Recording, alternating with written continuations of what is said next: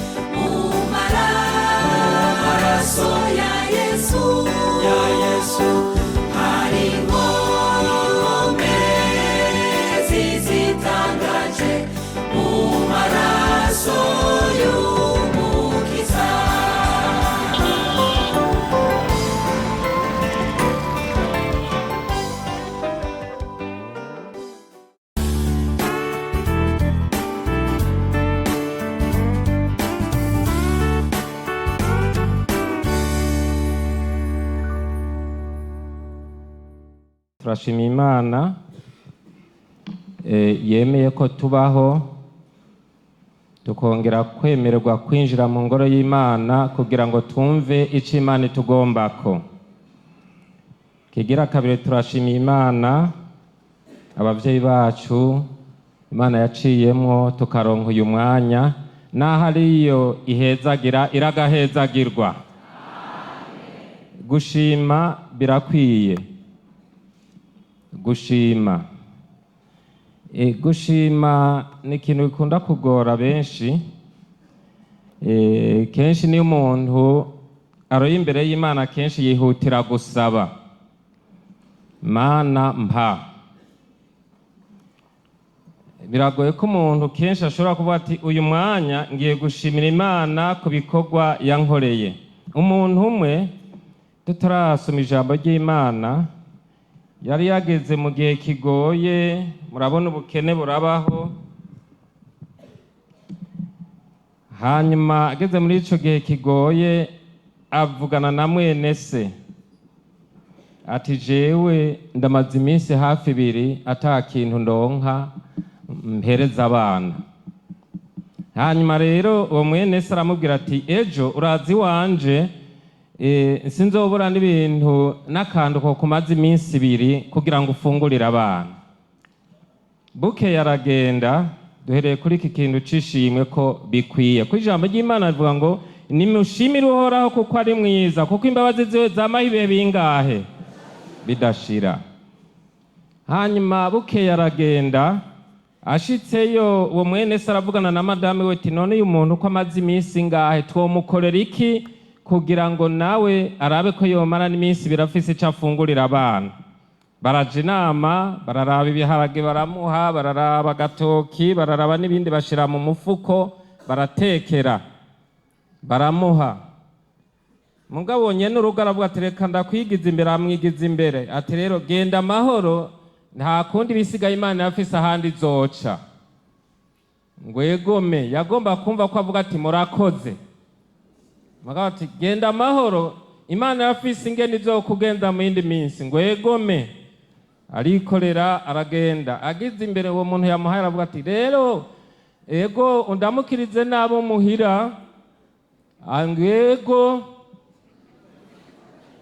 araraba ati none kugira numve ko ashimye. Ageze nkari ati kandi hewe tinomubwira ati jya mufuko abitwayemo ntaza hungarukanira. Ati naho wari mushasha ati kandi uwo mufuko bitwayemwo ntuzugarukane nta kibazo, ngo narinzi ko ntuwugarukanye. Dasa ati nugende nta kundi ndakuretse. Yari abantu rero gushima bigoye. Yesu adufashe cyane. Gushima birakwiye abana b'Imana. Hari n'abantu Imana ikorera ibitangaza igahezagira, ariko kugira ngo bashimire Imana bikagorana. Ryari iryo shimwe narinshishije hano, ariko siyo ntumbero nari mfise. Reka twinjire mu ijambo ry'Imana. Daniyeli, mu gitabo ca Daniyeli. Igitabo ca Daniyeli, igice kimwe.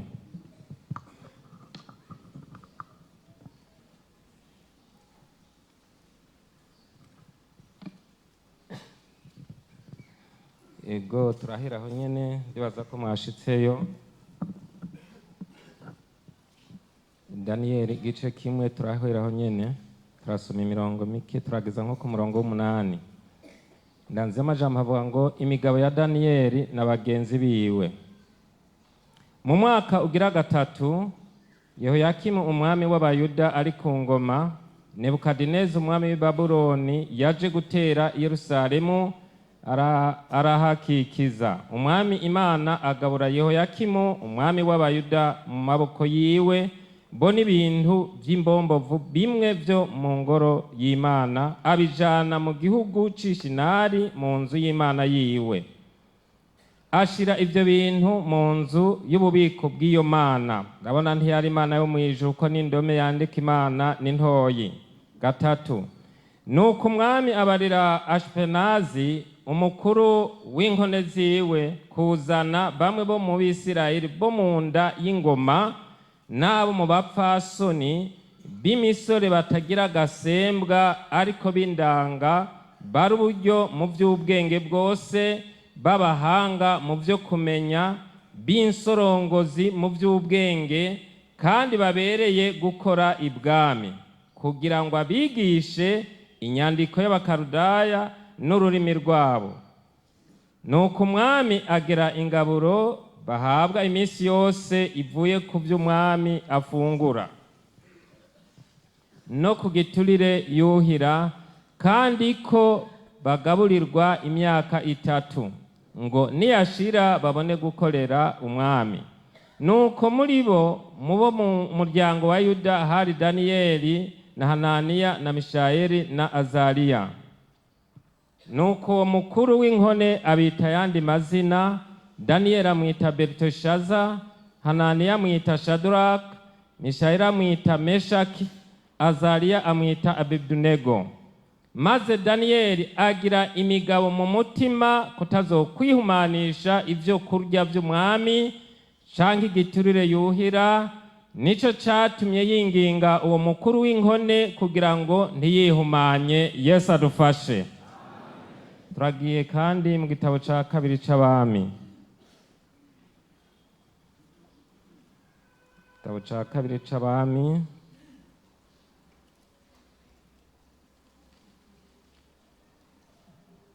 ego ibice 5.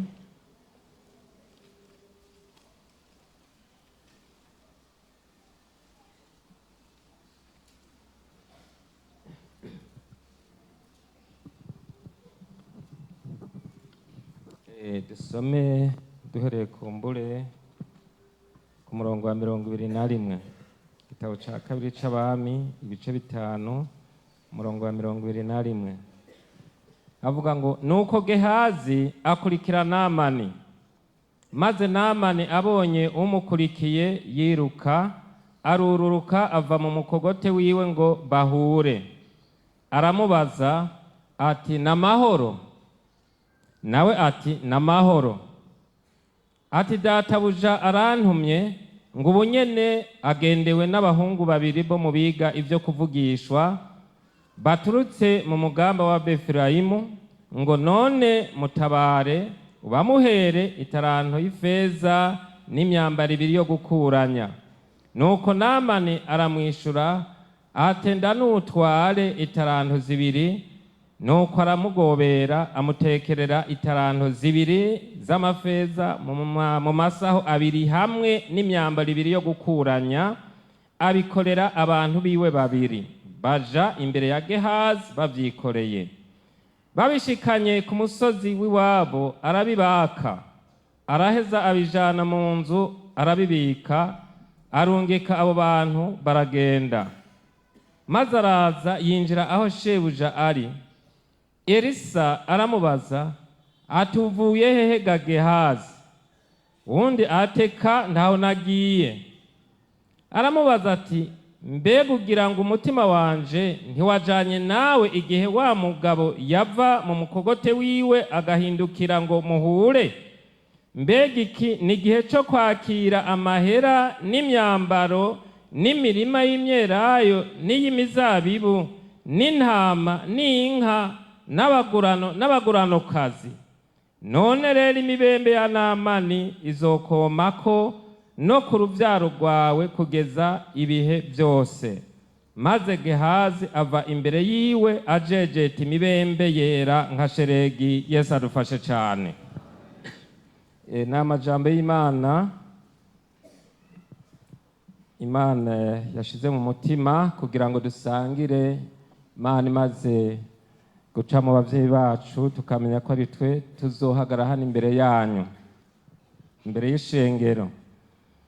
Kenshi ndakunda kuvuga nti imukozi iyo mpagaze aha nama nasenze Imana, ni Mana uramfasha jewe simboneke ariko haboneke wewe, kuko muri iyi minsi abantu baragomba kuboneka cyane. Abantu baragomba kuboneka, ariko rero ikigiri kimazi ni uko umukozi areka Kristo waduze Golgotha akaba ari waboneka.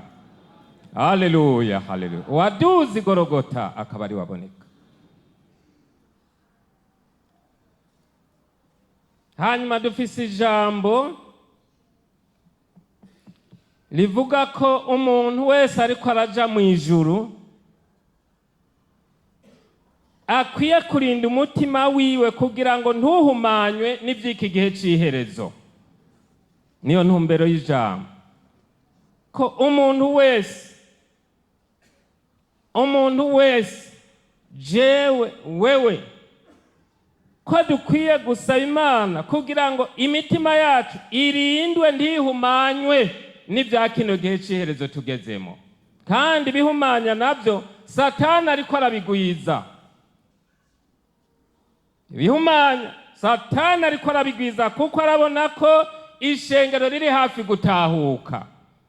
Ndakwifurije rero muri kino gitondo ukure hano intumbero yo kuvuga ati Mana ndasabye nanje kugira ngo urinde umutima wanje ivyo wuhumanya, kugira ngo sinze nshike hahandi umwami yaza kuntegurira. Umwami abahezagire. Wisenge. Ndasubiyemwo ko umuntu wese yosaba Imana kugira ngo umutima wiwe urindwe ivyo wuhumanya. Kurinda umutima wawe ivyo wuhumanya vy'iki gihe c'iherezo. Hanyuma turamaze gusoma aya majambo y'Imana hano kuri aba basore bane canke tuvuga ba Kristo bane bari bakijijwe, twamuvise amazina. No kuvuga Bibiliya ivuga ko bari bafise ibintu hafi bitandatu vyabaranga. Usomye hano urashobora kongera ko ibindi, ariko hariho ibintu bitandatu vyabaranga kugira ngo bagumane akaranga kabaranga ko bamenye Imana kandi nabo bamenywe nayo. Ku ijambo ry'Imana rivuga ngo si twe twayimenya ariko nuko twamenywe nayo. Icambere Bibiliya yavuze ko batagira agasembwa. Batagira agasembwa. Agasembwa n'akantu menga ni gato cyangwa umuntu hakaja mu tujambo tw'udutebu ari umukristo ugasanga ivyo biramuteye agasembwa.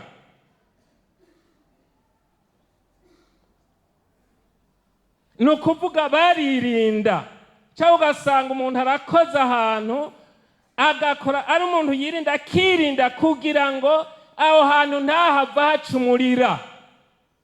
Aba bakristo banereye imisoro ine yaririnda kugira ngo ntibaboneke ko agasembwa. Cyo ni ca mbere.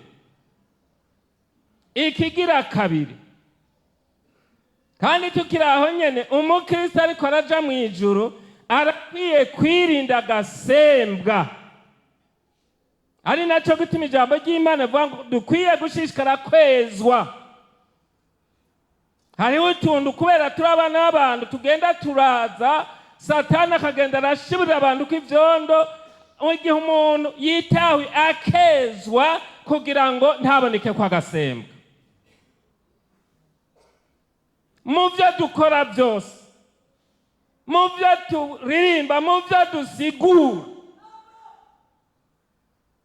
mu byo mpagara hano sigura, cyo gituma navuze nti namavuga ati Mana simboneke ariko haboneke wewe waduze igorogota ku bwanje. Haleluya. Yego.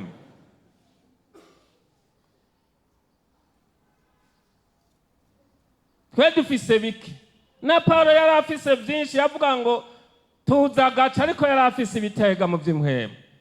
Ikigira kabiri, bari abakristo bafise akaranga. Toni kigira bari bafise akaranga. Akaranga n'umuntu aterezwa kwiyubara no kwirinda, kuko arashobora kuza n'ibintu bishobora gutuma utakaza akaranga. Ari nk'umuntu ugasanga arakubwiye ijambo utagavye ugahava utakaza akaranga. Twumvise ngo bari bafise akaranga. Gasanga umuntu arakubwiye ijambo utiyubaye ugashaka nawe kuca umutera irindi. Igihe kimwe ahantu twakorera, umuntu umwe w'umuririmbyi yaranyandikiye, yarimba muri korale ya mbere, sinibuka ko yari umushinga cyangwa yari umusore, aranyandikira gakete ngo kuri Ntahangwa Bénoit, kuri mwarimu Ntahangwa Bénoit, kwirinda kugira ngo ntutakaze akaranga. Ngo ndakwandikiye jewe naka, ngo ndakwanga kuva ku wa mbere gushika ku wa Mungu. Yego, ndamuna araje mu gitondo asanga mu biro aho nakorera, ngo mwaramutse mwari, mwaramutse. Ndamuna arakagoboroye kanditse ko nyuma ngo kuri mwarimu Ntahangwa Bénoit. Ngo akira karakatasi kaziye katari muri envelope, ndakira ampereje, ndamuna arakasarasohotse, ndakazingurura ndasoma ngo kuri mwarimu Ntahangwa Bénoit, ngo jewe naka, ngo ndakwanga kuva ku wa mbere gushika ku wa Mungu, ngo ni jewe naka, ngo amen. Acarashira. Yego. Aho udahagaze neza ntiwava uca inzigo ikwinjira, inzigo ikakwinjira, ngo urabona ngo ibyo yandikiye. Oya, jambo ry'Imana rivuga ngo hahirwa umuntu yirengagiza ibyo agiriwe ko nabi. Ndakamanika inyuma yanje mu biro kugira ngo nze ndagasengera, nje mu gitondo ngaca ndagashira ko ibiganza ati Mana uyu muntu urazomugendera, urabona yaratewe. Ko nariyumviriye aho twaravuganiye amajambo mabi ndabura, hasanga n'umwasi Satani, ndagashira inyuma yanje nje mu gitondo nje gukora ibikorwa, gaca ndakarambika ko biganza, Mana uyu muntu urabona aragukorera ibikorwa, urazomugendera, umugendere umuhingure, kuko uhindura ivyase guhinduka. Ndaguma ngaho haheze nk'amezi 6 nzambona jararira mu biro, ararira ntinamaki, ngo ntoyavuga umuntu yoza agasanga uri kuraririra ngaha, yo bavuga ngo ndagututse cyane ndakugira, vuga neza. Ngo jewe ngo naracumuye, ngo naragututse, ngo nariyumviriye, ngo numva ijwi riraje, ngo mwandikire mwarimu mubwire ku mwanga, ngo kuva ku wa mbere gushika ku wa 6, ngo nyamba ari Satani, ngo sinzi.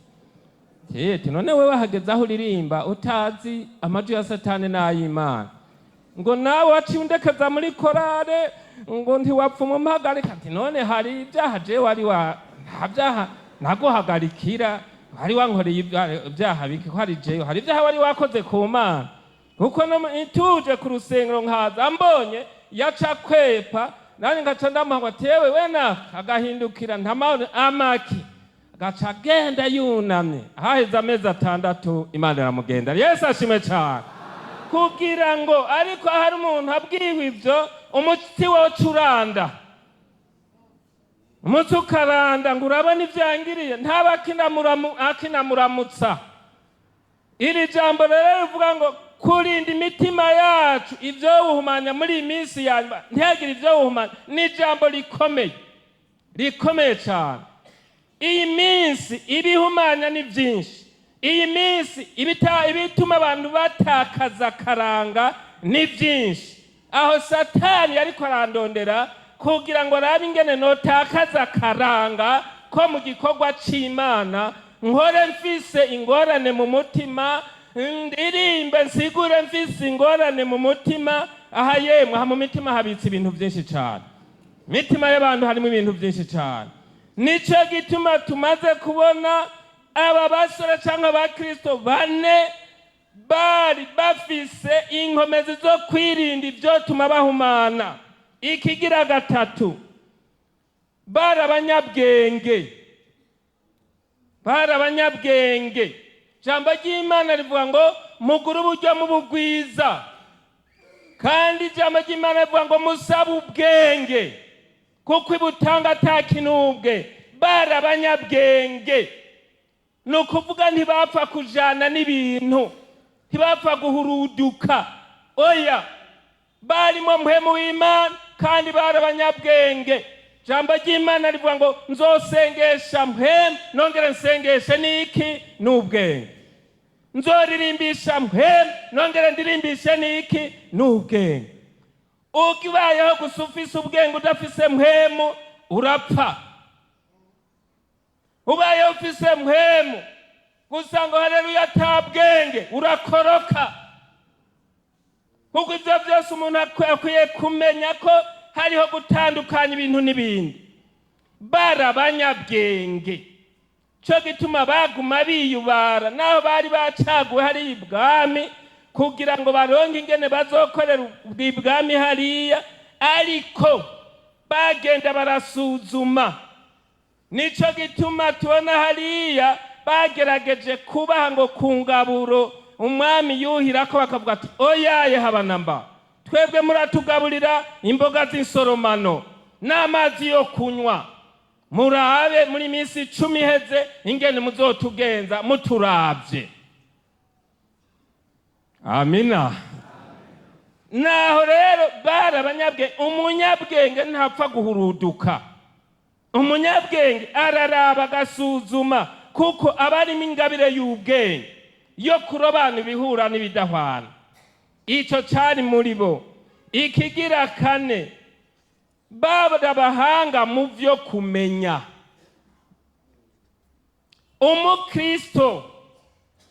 Umukristo akuze mu vy'Imana ateza kuba afise ingabire yo kumenya. Ko Paulo yarabibwiye muri zirya ngabire 9 abikorinto, ababwira muri zirya ngabire 9 umuntu iburi burakagiramo n'ingabire nimwe. Ko birivuga ngo umuntu wese ahabwa ikimwerekana ko mpwemu. Amena. Umuntu wese kugira ngo ahagarare neza mu gakiza ahabwa ikimwerekana ko mpwemu. Ahari hose n'abamubona bakavuga ati ujya muntu ivyo arivyo byose, ujya muntu n'umukristo, kuko ntapfa kujaniranya. Oyaye habana aramenya. Paulo nuwo bari kumwe igihe bariko bagenda, harimo umukobwa yari yafashwe n'ibitero, harimo daimoni ngo ari yaratungishije abantu. Uwo mukobwa ngo ababonye yambuye mu mbiri muri wiriyoberanya, ngo abana bakozi b'Imana bababwira iby'agakiza murabumva murabemera. Mugabo Paulo ko yarimo ingabire zose agenda aramumviriza. Nyamukobwa bajinyuma ati abana bakozi b'Imana murabumviriza, bababwira ijambo ry'agakiza murabumviriza mubeme. Ariko ngo Paulo aramenya ko atari mpwemu w'Imana ariko aravuga, yumva ni mpwemu mbi yamutengo, arahindukira timuvemo. Naye handiho bari kuvuga ngo bariko barashemagizwa. Mugabo Paulo kuko yarimo ingabire yo gusuzuma, yo kumenya, aramenya ati niby'ukuri iyi si mpwemu iva ku Mana. Nukuvuga rero ari umukristo atagavye yohava yumva ivyo ngo ni mpwemu w'Imana ariko aravuga. Oya, habana mu Kristo rero akuze. Aba basore bane cyaba abakristo bane bari bakuze mu vy'Imana. Pawulo yavuze ngo mukure mushira ubwana kugira ngo ntimuzungagizwe n'imiyaga n'inyigisho n'amangetengete y'uburyo bwose. Amina. Barimwo ibanga ryo kumenya. Ikigira gatanu, bari insorongozi mu by'ubwenge. Igwe abantu bari bagiye gukora ibwami, gukora hariya, erega bategeza ko abantu b'ubwenge ngo bari insorongozi. Mbega insorongozi imeze gute? Sorongozi ni umuntu ashobora kumva ijambo ririko riravugwa, akaryumviriza, akumva iyo rica n'iyo rijana, akumva ko ari rishika canke ridashika. Insorongozi mu by'ubwenge. Ni naco gituma n'igihe baje hariya ibwami babanje kumviriza ivyo bababwira, barumva ati ibi nitwabikurikiza ntituzoshika, ariko twebwe mu byo twize by'Imana yacu mu ijuru dutegereza kumeruku tumeruku. Bari insorongozi mu by'ubwenge. Muri iyi minsi ya nyuma turakwiye kuba abakristo b'insorongozi, tukamenya igihe tugezemwo, tukamenya iyo twavuye niyo turiko turaja. Amina, haleluya. Insorongozi mu by'ubwenge. Kigira gatandatu, babereye gukora ibwami. Ibwami babereye gukora hehe? Ibwami. Atari abantu bagenda ubwami haba ibintu byinshi. Barashobora guterera n'amahera ngaho ibwami, barashobora kwandagaza ibintu ngaha. Babereye gukora hehe? Ibwami. Ibwami ntibapfa kwashira umuntu wese, ntibapfa kwashira umuntu agenda ararangaguza, agenda ararunguruka. Hari abantu barunguruka. Ibwami hari ibintu byinshi, bateza kuhashira abantu bibanga, babereye. Yesu ashimwe cyane. Babereye kurunguruka. Hari abantu kandi kurunguruka si byiza. Hariho, urabona Dawidi yarihanye, yari yakwegewe no kurunguruka umukenyezi ariko ariyuhagira, akaba arihana. Hariho umugabo umwe bari bagiteka mu nkono z'ikirundi, hanyuma rero umukenyezi ararura. Umugabo nawe ngo acarunguruka mu nkono. Bakoresha ibimuri mu kwarura, kera bakoresha ibimuri ngira no amabona. Nyamugabo ngo acarunguruka mu nkono gutya, ngo none kijya kijumbu kinini ko mbona utakiza. Umukenyezi teka, none urabona abana, none abana, kubera ararungurutse. Haje umugabo ntarunguruka. Ujya ibyo baguhaye, ujya ibyo bakugaburiye, kandi baguha bike, baguha byinshi. Uri mushinga nahe mu rugo, ujya ibyo nyene ugashimira Imana. Kuja kurunguruka ni ukuvuga babereye gukora ibwami, batarunguruka. Kuko aho hagiye umuntu atahabereye, aragenda abona batereye amahera, hajya gatangura kujana ukuboko kubika, bamujeje ibintu, gatangura kugenda gucomora abika, kuko ntabereye. Muze tube ababereye kugenda ibwami hariya mu ijuru. Haleluya, haleluya. Tube ababereye gukora igikorwa cy'Umwami, kandi tubabereye ko buca tujabuka iwacu mu ijuru. Babereye gukora ibwami. Mbega wewe ahuri ubona uhabereye, uri umwizigirwa. Ko umuntu wese ijambo ry'Imana ridushira ku rutonde, twese ridushira ku rutonde, rishira ku rutonde. Ndi umwizigirwa, uri umwizigirwa. Urabereye, turabereye, urabereye. Hari n'abantu iyi minsi, mbere hari umuntu yariko aratewe, je nashize ahantu mukizwa, none rero nagumye nungura muri kafitariya, mvuga ngo yahombye, none ga yemwe. Ariko yateye akazi, numvise ngo hari iwawe, yaciye yuguruza nawe ahacururiza. yuguruza hacururiza ati none re ubu ngomba ndondere mbere uwo hanze ndabona amaze kuzana abakizwa bangahe none gahe nitutaba abakizwa twebwe abakristo nitutaba bizigirwa ngubu mwizigirwa aho hantu bagushize ubone ko habereye hajya leta igushize ikwizigire ugatangura kujana abantu iminsi bagomba gutunga n'ingoga tewe hariya turiko turubaka urusengero abantu bamwe barahaciye urabona amadini menshi n'abandi bantu basengera ahandi murabona amadini ni menshi ngo ariko ngurazwe bagenda baridoga ari babiri ngo uyu mupasiteri akorera aha ngo urabe ibintu biriko birakoreka ngo ariko ngo yamahonda amaguru ngo nta kinga ngo uzibona ngo ahonda n'ijoro genda n'amahungu kandi aba hariya ruguru mu misozi ngo ukazibona n'amaguru ariko arahona ngo yarabuze gukuramo n'akamoto kajeho kuki hama rero ababumvise barabimbwira twebwe ntituraba kubiboneka turafise ibyo dukorera tibije mu buryo bwiza ibyo ariko nta mutima w'ibyo tibajya Yesu hari icyo yavuze ko abantu bamenyekanira ku byo bama birumvikana bajya hamwe bawukora nk'ibi bo borondera kwishirira mu mufuko gusa babereye gukora hehe ibwami mu byo dukora byose mu byo turimo byose ntitwishimiye ngo tumeze uko turakora ibi ariko umuntu asuzuma umutima ko abereye imbere y'Imana kuko buca Imana isebya ibyo unyegeza buca ibisebya kuko ivuga ngo nzobisebya urashobora kunyegeza abakozi b'Imana urashobora kunyegeza urashobora kunyegeza ariko yayindi itanyegezwa ivuga ngo urabikora nane nkagira gute ngahora yego dusome ijambo ry'Imana twabonye Gehazi agira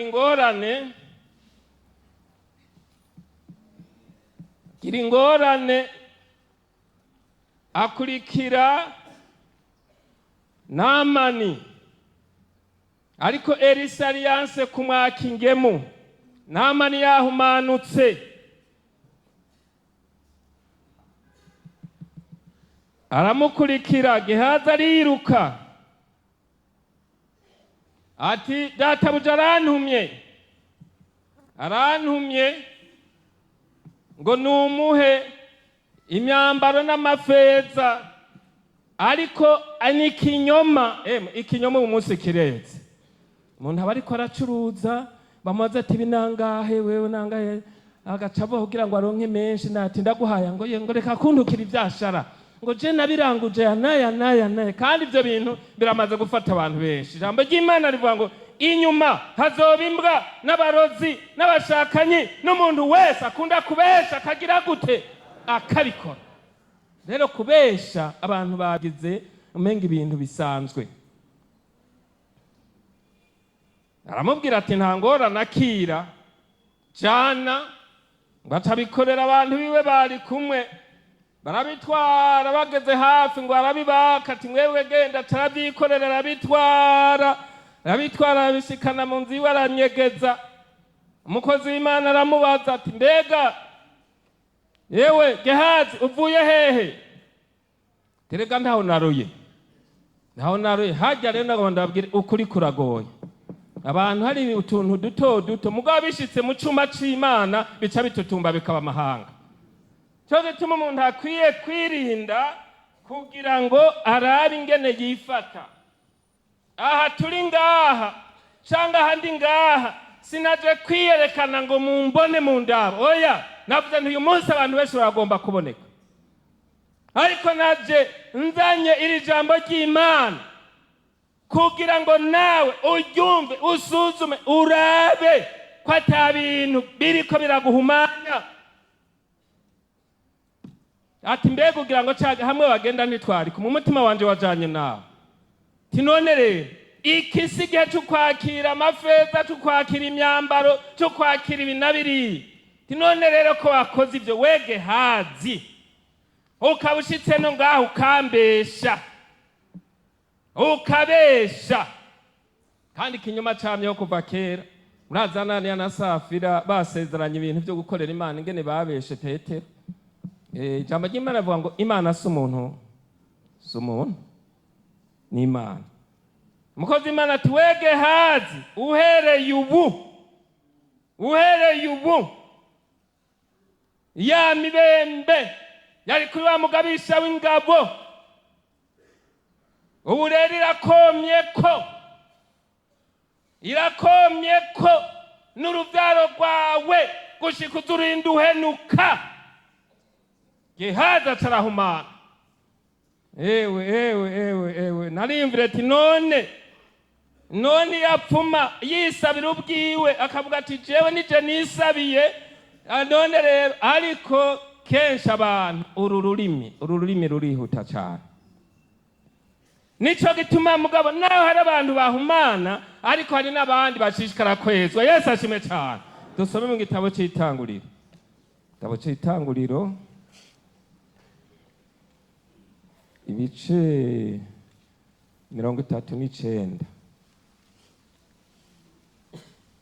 Kuri iri jambo ntiwibagire kurinda umutima wawe kugira ngo ntuhumanywe n'iby'iki gihe cy'iherezo. Turabona hano uyu yirinze, naho hari aho bigora hariho n'abandi Imana ibashoboza. Itanguriro 39, reka dusome duhere ku murongo w'indwi. Havuga ngo hanyuma y'ibyo inabuja agomwa Yosefu aramubwira ati ngo turyamane. Maze ariyankira yishura inabuja aterega databuja ntaco yibaza ko kuvyo ngaba vyo mu rugo mbere yanjeje ibyo afise byose. Nta wundi utamuri uru rugo kandi ntaco yisigarije ngo akinyime atari wewe kuko uri umugore wiwe. None noshobora nte gukora icaha kingana gityo ngacumura ku Mana? Naho yari kuvuga ati noshobora gukora icaha kingana gityo nkaza guhumana. Murongo wa 10 akama abibwira Yosefu uko bukeye, nawe ntamwumvire ngo aryamane nawe canke ngo agumane nawe. Umunsi urizina yinjira mu nzu gukora igikorwa ciwe atabandi bagabo bo muri urwo rugo bari mu nzu. Uwo mugore asumira impuzu yiwe aramubwira ati ngo turyamane. Amutana impuzu yiwe arahunga arasohoka. Yesu adufashe cyane. Katugeze ngaho naho twogeza.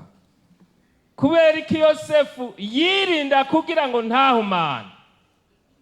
Ushaka umuvumo, ushaka umukosi unyaruka, uragenda gusambana. Yosefu aririnda guhumana. Minsi ya nyuma ngiyi tugezemo ico cyaha kiragwiriye. Usanga n'abagabo bubatse bagenda, usanga mu matelefone mbega sheri ariko ataye umugore wiwe ntamwite sheri, mugabo akaza kwita sheri wundi.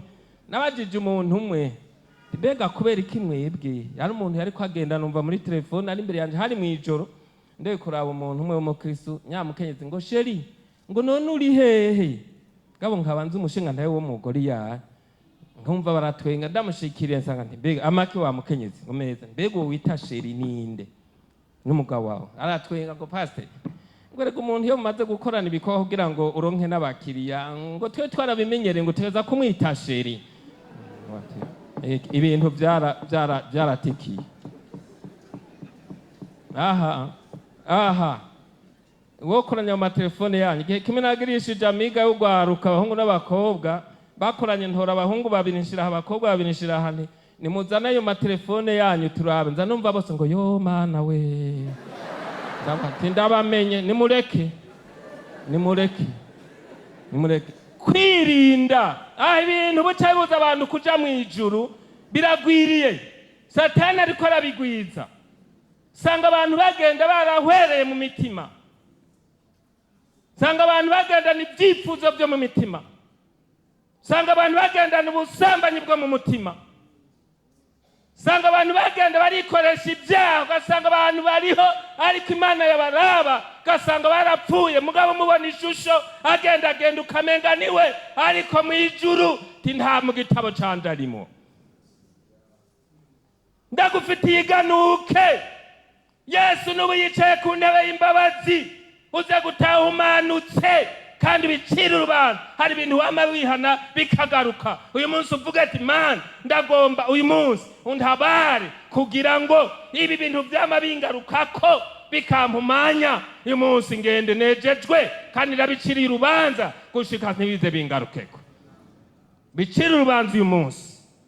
Cyo gituma rero ijambo ry'Imana riravuga neza kugira ngo umukristo agire kunesha ateza kuba yarapfuye ku cyaha. Kuba uri umukristo wapfuye ku cyaha. Usomye ntituja mu Baroma ibice 6 ku murongo wa mbere, Paulo yaravuze ngo umuntu yapfuye ku cyaha none yoba kikigumamwo gute? Ko twebwe twapfuye ku cyaha twoba tukikibamwo gute? Mbega warapfuye ku busambanyi? Mbega warapfuye ku kinyoma? Mbega warapfuye ku moko? Hari umuntu umwe yararavye umuntu yariko arasigura acamura ngo ubutumwa nibwo, ngo ariko uravye figire yiwe ngo ubutumwa buca buseseka. Umunyamoko muravye isura acaramuraba ati umuntu isura yiwe ndamubona, namubonye nti isura yiwe warapfuye ku moko. Naho mu bitwenge birakomeye. Bantu bari bahari, abantu usanga akoko kabo ubwoko ntawe buzojana mu ijuru. Nagoma ndagukore ku nzira. Ubwoko ntawe buzojana mu ijuru. Jambo ry'Imana rivuga ngo ubwoko bw'Imana n'abantu bihanye icyaha. Nubwo bwoko bw'Imana. Ariko ukaba wishimikije akoko. Na mwene wanyu wo batunze ugira ngo hari n'abakene bafise bene wabo bakoko, mugabo ataca mufasha. Ataca gufasha. Mugabo umuntu ugasanga yumiye ku koko. Ivyo rero Yesu yavuze ngo nzojinjibura abantu babayemwo bameze nk'ibishitsi gusa. Ndababwire nti mviraho mwabakora ibizira mwe sindabazi. Ngaba nkora nishimikije akoko, ngasigura nishimikije akoko. Tugasigura twishimikije akoko, ukaririmba wishimikije ibinabiriya. Nagomba ndakubwire ko tukiri mu mbabazi z'Imana. Uyu munsi ugende wihanye. Data, haleluya, wihanye. Yihane neza kugira ngo tuze dushika aho Yesu yagiye kudutegurira. Mariko ibice 7. Haleluya. Mariko ibice 7.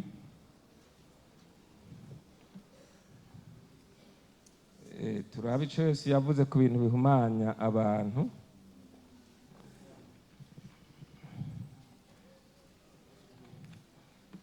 Dusome 7 Mariko, Ubutumwa Bwiza bwa Yesu Kristo ko bwanditswe na Mariko ibice 7, dusome ku murongo wa 21. Avuga ngo kuko imbere mu mitima y'abantu havamo ivyumviro byiza. Ndasubiyemo, kuko imbere mu mitima y'abantu havamo ivyumviro bibi, ubushakanyi, ubwivyi, ubwicanyi, ubusambanyi, ukwifuza, kugira nabi, ubugunge, ivy'isoni nke, ijisho ribi, ibitutsi, ubwibone, ubupfu. Ibyo bibi byose biva imbere nibyo bihumanya nde?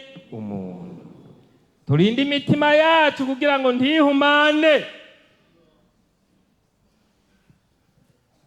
Nico gituma hano Yesu yavuze neza amajambo. Aravuga ku bintu bishobora gutesha abantu ubugingo, bihumanya imitima yabo.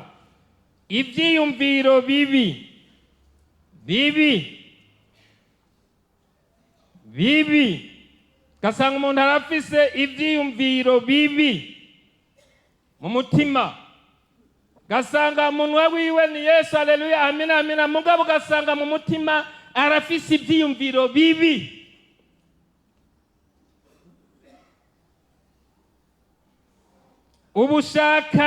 Ubushakanyi kiri mu mugwi w'ubusambanyi. Hari umuntu agenda arashakana yipfuza kumwe kwa Salomo, genda araguma abonye umukenyezi mwiza ati nshirira hariya njanira mu kigo, abonye umwigeme ati njanira mu kigo hariya, yarunguruka ajya nababwiye ko kurunguruka ari bibi, yabona uti hariya nshirira hariya mu kigo, agenda aripfuza, mugabo akaba afise iyo mpwemu mbi y'ukwipfuza, atababwira ati ndagukeneye, ngo mugabo afise impwemu mbi y'ukugenda aripfuza. Icompa ujya kwe, icompa ujya kwe, sindaciye akagani ngo icompa ndigihaga. Ubwivyi, umuntu agasanga ni umukristo, mugabo ugasanga mu vy'Imana, Imana yamuhezagira, birivuga ngo abagunga Imana ivyayo. Kandi turasoma hane hantu Yosefu yavuze ngo Mana niwanzigama nkagaruka kwa data ngira amahoro, ni kuvuga mu vyo uzompezagira mu vyose sinzobura kugutangiramo ikigira 10.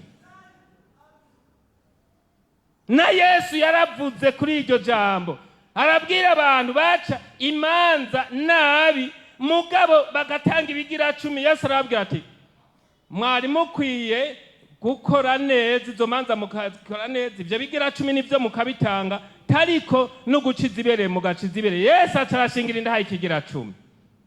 Ariko hari umukristo usanga ahezagiwe, aha turavuga kuko tuba ari Imana yavuze ngo vuga, ariko ugasanga yamuhezagira, araraba amaherana yakamuraba. Satani iti none yerega Imana irazi uko tubaye, irabizi nico gituma itabi turemereje 100 gusa, 10,000, 1,000, mugabo ugasanga abo babifashe minenerwe. Nagomba mvuge ngo ikintu Imana yashinze nta kintu cyo gufata minenerwe, haba namba. Navuze igihe kimwe ahantu hamwe nakoreya, nariko ndiyandika ikigira 10 Imana yampezagiye, ganatwebwe Imana iraduhezagira. Yesu ashimwe cyane. Ndiyandika ntawe yankira Bénoit, undi mukozi w'Imana twakorana araza ararunguruka, numva aratwenza ngo iryo zina sigwawe kamwantego, ngo uriko uratanga ikigira 10, Imana yampezagiye. Naratwenza ngo twebwe twariyeguye abakozi b'Imana turi bigira 10, ngo twengo twariyeguye. Ngo dusubire muri Bibiliya, dusubire muri Bibiliya, ndiko twigisha abandi, ko twigisha abandi. Mbega twigisha abandi ibyo tudakora, turasubira muri Bibiliya turasesa ngo Imana nimbabare, ngo senarimbuze ico ntanga kandi ibintu byinshi, ngo none ngo Imana nimbabare kweri, ngo kabisa ngo ndatsinde. Ntubukuva je ko nabaye nizi gice, wewe uri umukozi w'Imana gushika wewe nta kigira 10 waho rutanga, wavuga ngo wariyeguye. Nuko Imana idaci kubitera abantu inkoni aho nyene. Nico gituma rero twumvise ngo ubwivyi, gasanga abantu bariba, gasanga abantu barazirikana iminzane, gasanga abantu mu buryo bwinshi bameze uko, ariko kandi yaja mu gikorwa tudafurahi na lakini, ariko kubanza usuzume ukuna imbago tutafurahi, utizame vizuri ndani ya neno la Mungu. Minsa abantu vy'Imana babifise bito, Imana iri kuraraba ikababara, babifashe bisanzwe. Umviriza neza, mukwiye gutunganya neza kugira ngo muze mutaha Yesu yagiye kudutegurira.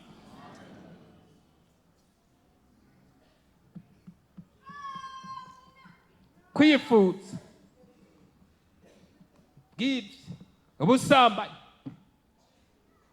Sanga umuntu w'umugabo afise umugore aracagenda akabakaba abakenyezi b'abantu. Ibyo rero vyabaye ndako twivuga, mbega tugire gute mu mushinga Ntahe? genda rakabaka kenyezi w'abana abakenyezi nane mwakira inkomezi ziva ku Mana. Yesu yavugishije ngo inkomezi ziva kuhora. Bantu bariko baragwa hasi kubera kubura inkomezi. Ibihe byabatwaye imyanya yo kurondera inkomezi bariko baragwa hasi. Sanga uwo mukenyezi ariko aratunga Satani ntawe umutwengera. Nico gituma rero dukwiye kuraba neza kuko ntibizoherera mu gusigura, ntibizoherera mu kuririmba, ntibizoherera muri ivyo. Dukwiye kuraba neza tugasuzuma tukaraba ko Imana ikitwemera. Dusome ijambo ry'Imana duhave dusenga mu vyahishuriye Yohana. Haleluya, haleluya, amena. 21 dusome ijambo ry'Imana.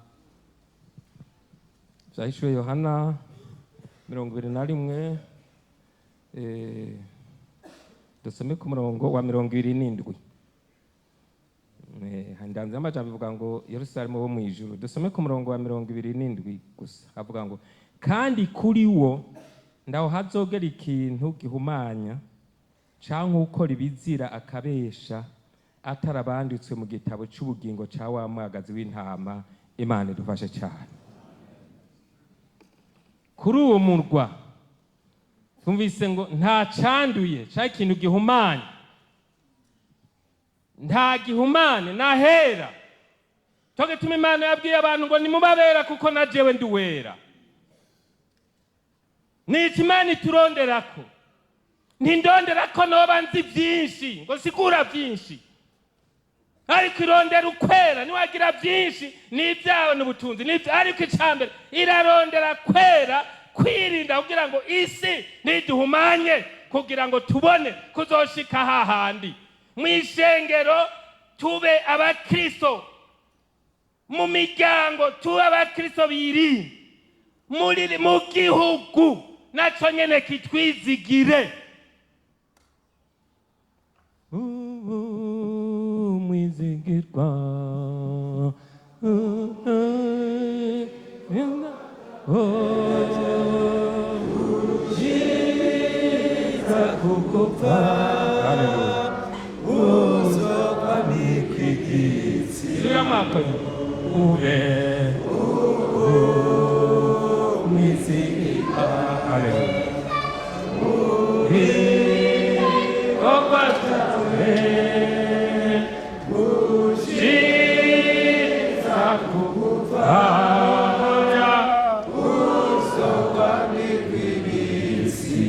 Haleluya, haleluya. Aya majambo y'Imana tubabizigirwa, twirinde ibyo humanya imitima yacu. Mu migani havuga ngo rinda umutima wawe kurusha uko rinda ikindi cyose, kuko ariho ubugingo bududubiriza. Abumvise amajambo mwese Imana ibahezagire cyane. Haleluya. Takira abashayira. Amen. Amen. Haleluya. Twagira ngo haguruke naho wabura upfukama hano, haguruke uvuze ati je natsinze. Waba waririmbye ariko ndumva ko ngufite iganuke, uhagarara huri. Wowe ufise ibyaguhumana ibyo biriho, ngwino Yesu acicaye ku ntebe y'imbabazi. Abandi muhagararaho muri aha ni haba hatuhagarara, muhagarara. Umuntu umva ati ndahagurutse. Abandi muze ino haracari. Abandi muze kandi banguke n'uyu munsi ntawe uzi biri imbere. Banguka, ariko naho waba uriho humviriza, hari ibintu byakumaze igabo byaguhumanije. Humviriza neza, ngwino kuri Yesu, ngwino humanurwe n'amaraso ya Yesu. Yego namwe naho mwahagaze hariya, humviriza neza ibyo nyene byaguhumanije. Vuga ati Mwami, urambona mumanura. Haleluya, haleluya, haleluya. Amen. Apa kaze umungere wa mbere abasengere. Ahantu haracariho muze, ntihagire upfukama inyuma y'urusengero, mwinjire umuntu apfukame mu rusengero. Aha mu ngoro y'Imana upfukama hasi, ariko winjire imbere mu rusengero, wegera aho hafi y'umuryango. Bakozi b'Imana hari inyuma hose, hariya mwashitse mu makoridoro, mubafashe aho hose, mubafashe. dusabe mupfukamaho mugeze naho woba watsinzwe aho nyene ku ntebe ugapfukamaho Imana iragusanga ngaha ikugirire neza. Tugira dusenga Imana. Amen. Tugira dusenga Imana, dusengera abavukanye. Umuntu wese yumvise muri we kwatsinzwe ace bugufi. Wirinde ubuhumane. Haleluya. Wirinde ubuhumane kugira ngo uzoseruke ku mugwa w'Imana. Mana data wa twese, Mana yera, Mana igororotse, uvugana n'abare urababarira ngo mubabera nk'uko nanje nduwera, abanyegera bakwiye kubabera kuko nanje nduwera. Muri iki gitondo haracuwe ijambo ryo kutihumanya. Abantu batsinzwe Mana, urabibona nawe. Abantu batsinzwe, hari ibyo bakoze ko, hari ibyo bakoze bitari byo, hari ibyo baturishije akanwa. Umuntu wese yatsinzwe amaraso ya Yesu Kristo, amaraso ya Yesu Kristo, amaraso ya Yesu Kristo, amaraso ya Yesu Kristo. Muri iki gitondo ijwi ryongera ryumvikane ku muntu wese ko yirinda ubuhumane kugira ngo azoseruke ku murwa w'Imana yejejwe, nta gihumanya kizogeraho. Twacuriwe ijambo Mana, hariho igihe uzobisebya, hariho igihe uzobisebya, hariho igihe uzobigaragaza. Ibyagizwe amabanga bikaja habona, bitaraja habona rero umuntu wese arahagurutse ngo abyivugire ari imbere y'Imana, abyivugire wenyene avyature, kuko amasezerano y'Imana aravuga ngo niwatura ibyaha byawe Imana niyo kwizigirwa, bizotuma iguharira ibyaha byawe ikoze ukugabitanya kose.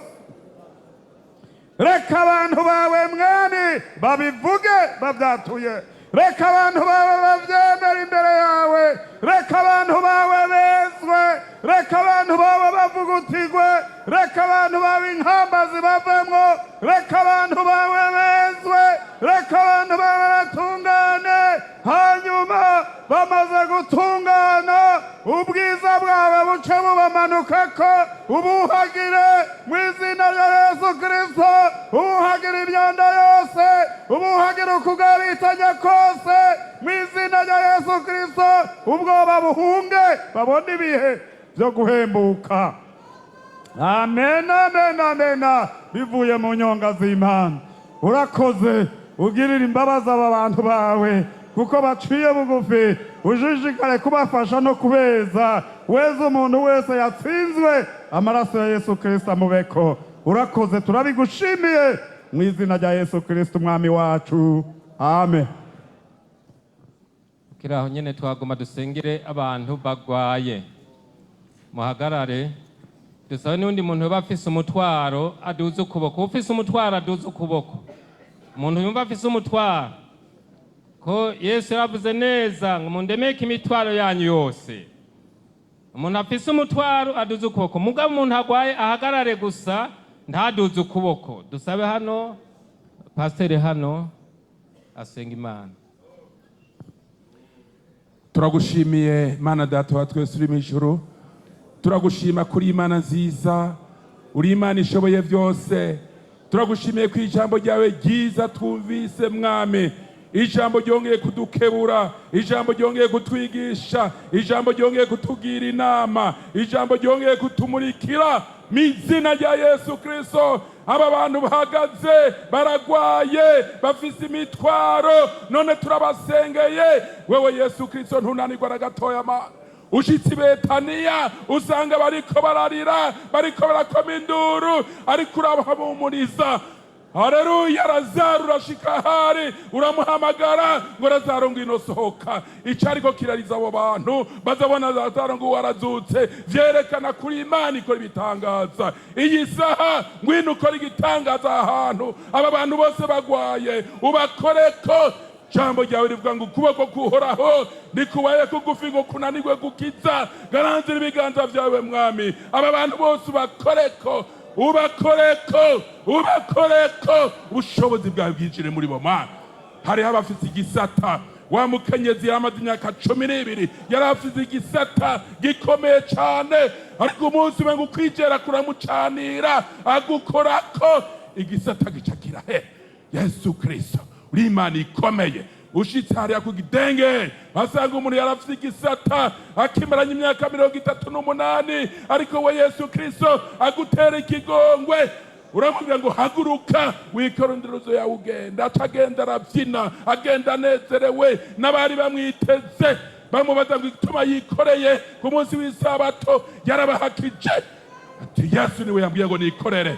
None Yesu aba bantu, erega Yesu uri hano, uri Emmanuel, Imana iri kumwe natwe. Aba bantu bose mwana barakeneye kubakorako, bagwaye ingwara zinyuranye. None Yesu Kristo nta n'imikunanira.